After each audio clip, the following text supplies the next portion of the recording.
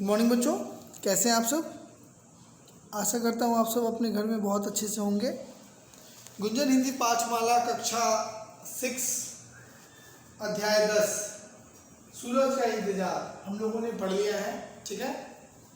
और सूरज का इंतजार जिस तरह आज हम इन ठंडियों के मौसम में करते हैं, और होता क्या है कि कभी कभी बादलों के आवेश में आकर सूरज खो जाता है, उसकी प्रकाश की रोशनी हम तक नहीं पहुंच पाती। और भारतीय समुदाय में और भारतीय परंपराओं की यह देन है कि बहुत सारे व्यक्ति सूरज को जल दिए बिना वो अन्न को, पानी को ग्रहण नहीं करते। तो सूरज का इंतजार हमारे लिए, पूरे ब्रह्मांड के लिए और हम भारतवासियों के लिए एक प्रतीक चिन्ह के रूप में काम करता है। सूरज मूलतः शक्ति, प्रकाश और ऊर्जा का स्रोत माना जाता है। इसी के इस कार्य को समर्पित करने के लिए, इस कार्य को उन्हें धन्यवाद देने के लिए हमारे धर्मों में बहुत सी स्त्रियां, पुरुष यह काम करते हैं कि सूरज को देखे बिना वह अन्न जल का एक बूंद भी, एक दाना भी, कतरा भी नहीं खाते। ऐसी स्थिति में मोहनदास करमचंद गांधी, जिन्हें हम गांधी जी या बापू के नाम से जानते हैं, उनकी माता ऐसे व्रत को मानती है, उनकी पूजा करती है, वंदना करती है कि जब तक मैं अर्थात पुतली बाई सूरज के दर्शन ना कर लूँ, सूरज के प्रकाश को ना देखूं, तब तक मैं अन्न का दाना नहीं खाऊंगी। और जब मोहनदास अर्थात गांधी जी जब बचपन में अपनी माँ से ये पूछते हैं कि माँ ऐसा व्रत आपने रखा ही क्यों है, तो वह उस बच्चे को बहुत आसान और साधारण लहजे में अन्याय और अधर्म के प्रति लड़ने की एक चिंगारी उनके मन में जला देती है। और वो कहती है कि यह लड़ाई मेरे भूख और मेरे भूखे रहने से नहीं है, यह लड़ाई सूरज और बादल के साथ साथ मेरी भी लड़ाई है।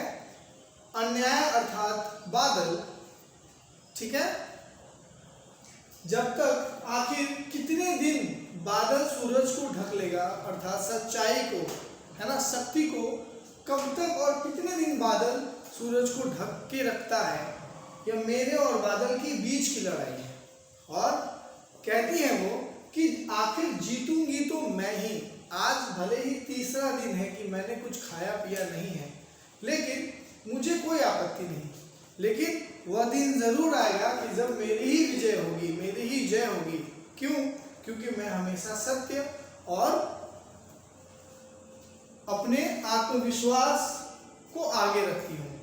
इसीलिए बादल कितना भी घना और कितना भी डरावना क्यों ना हो जाए, सूरज की रोशनी उसे चीरकर अपना रास्ता खुद ब खुद बना ही लेती है। वो आसमान पे आ ही जाते हैं, है ना।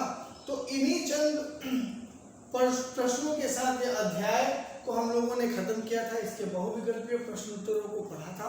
आज हम इससे संबंधित कुछ प्रश्नोत्तर को करेंगे। तो आपसे अनुरोध है कि दिए गए प्रश्नोत्तरों को आप क्यूए कॉपी में लिखिएगा, अभ्यास कीजिएगा और याद तो बिल्कुल करना है आप लोगों को, ठीक है।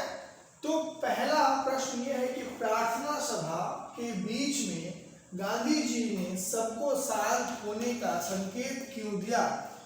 आपको पता ही है कि जिस स्टेज पे ये फिल्माया जा रहा था, मंचन किया जा रहा था, वहां पे गांधी जी आंखें बंद करके वैष्णव जन वाली भजनों का उच्चारण कर रहे थे, भजन को गा रहे थे। तभी उन्हें महसूस हुआ कि आसपास बैठे लोगों में कुछ बेचैनी, कुछ कौतूहल हो रहा है। उन बेचैनी को, उनकी बेचैनी की जिज्ञासा को जानने के लिए सभा को शांत करते हैं। और क्यों करते हैं? क्योंकि उन्होंने सामने बैठे लोगों में कुछ बेचैनी महसूस हो रही थी।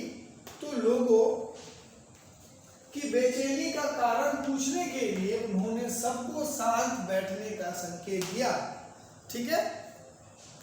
दूसरा प्रश्न देखिए, गांधी जी कौन से उपवास पर थे और क्यों, ठीक है। और क्यों तो नहीं है आपके अध्याय में, फिर मैं भी आपसे पूछ सकता हूँ ना, क्योंकि गांधी जी अंग्रेज सरकार के नए कानून व्यवस्था के खिलाफ आमरण उपवास पर थे। क्यों थे? क्योंकि जो कानून व्यवस्था अंग्रेजों द्वारा लाया गया था उसमें किसानों को, गरीबों को, असहाय बेघर व्यक्तियों के शोषण के लिए वो कानून व्यवस्था थी। कर को अधिक, टैक्स को अधिक बढ़ाने की व्यवस्था की बात कही गई थी और गांधी जी ने कहा कि जब तक यह कानून ये वापस नहीं लेते तब तक मैं जल और अन्न का एक दाना तक नहीं खाऊंगा। ठीक है ना। तीसरा नंबर प्रश्न देखिए, पुतलीबाई ने भूख के विषय में मोहनदास को क्या बताया? आखिर भूख है क्या? है ना। भूख एक भ्रम है जो मन और मस्तिष्क पैदा करता है ना।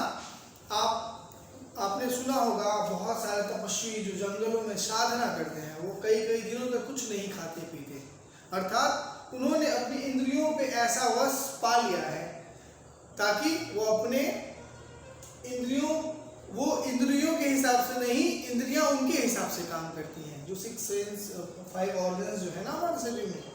तो पुतलीबाई भी अपने तरीके से बच्चों गांधी जी को क्या कहती है कि उन्होंने बताया कि भूख का संबंध पेट से नहीं मन से होता है। तो भूख का संबंध कहाँ से होता है? दिल से होता है, मन से होता है ना। मन को खाने की चीजों से हटाकर दूसरे कामों में लगा दिया जाए तो भूख